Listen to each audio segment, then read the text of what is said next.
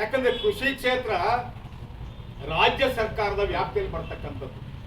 ಕೃಷಿ ಕ್ಷೇತ್ರದ ಎಲ್ಲ ಒಂದು ವ್ಯವಹಾರ ವ್ಯಾಪಾರ ಪ್ರತಿಯೊಂದು ಕೂಡ ರಾಜ್ಯ ಸರ್ಕಾರದ ವ್ಯಾಪ್ತಿಯಲ್ಲಿ ಸಂವಿಧಾನದತ್ತವಾದಂಥ ಹಕ್ಕದು ರಾಜ್ಯ ಸರ್ಕಾರಕ್ಕೆ. ಆದರೆ ರಾಜ್ಯ ಸರ್ಕಾರವನ್ನು ಗಣನೆಗೆ ತಗೊಳ್ಳೇ ಇಲ್ಲ ಇದೇ ಮೋದಿ. ರಾಜ್ಯ ಸರ್ಕಾರವನ್ನು ಗಣನೆಗೆ ತಗೊಳ್ಳಿಲ್ಲ ಅಂದ್ರೆ ಅದು ಸಂವಿಧಾನ ವಿರೋಧಿ ಕೃತ್ಯ. ಅವರ ಅಭಿಪ್ರಾಯ ಕೇಳಿದಾನೆ, ಪಾರ್ಲಿಮೆಂಟಿನ ಸಂಸದರ ಮಧ್ಯೆ ಚರ್ಚೆ ಮಾಡಿದಾನೆ, ರೈತ ಮುಖಂಡರ ಜೊತೆ ಚರ್ಚೆ ಮಾಡಿದಾನೆ, ದಿಢೀರ್ನೆ ಕೃಷಿ ಕಾಯ್ದೆಗಳನ್ನು ಜಾರಿ ಮಾಡುತ್ತೆ ಅಂದ್ರೆ ಸರ್ಕಾರ ಯಾವುದೇ ವಿಸ್ತರಣೆಗಿಂತ ಕಡಿಮೆ ಅಲ್ಲ.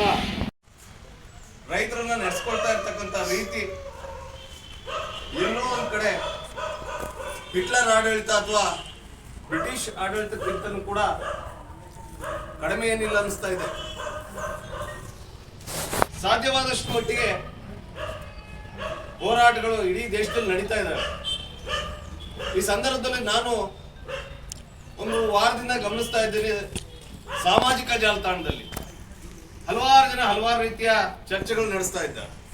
ಇವರು ರೈತರಲ್ಲ, ಇವರು ಗೂಂಡಾಗಳು, ಬೇರೆ ಬೇರೆ, ಅಥವಾ ಇಷ್ಟೊಂದು ಶ್ರೀಮಂತರು ರೈತರು ಇರೋದಿಲ್ಲ, ರೈತರು ಕಾರಲ್ಲಿ ಬರ್ತಾರ.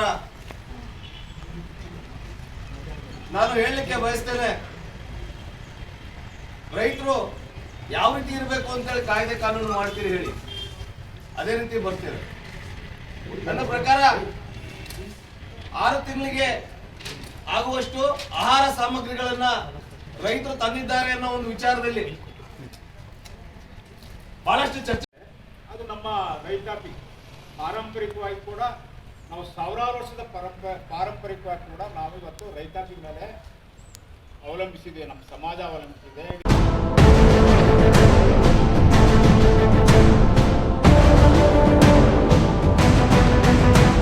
Western ghat news channel subscribe ಮಾಡಿಕೊಳ್ಳಿ ಹಾಗೂ ಬೆಲ್ ಬಟನ್ ಒತ್ತಿ.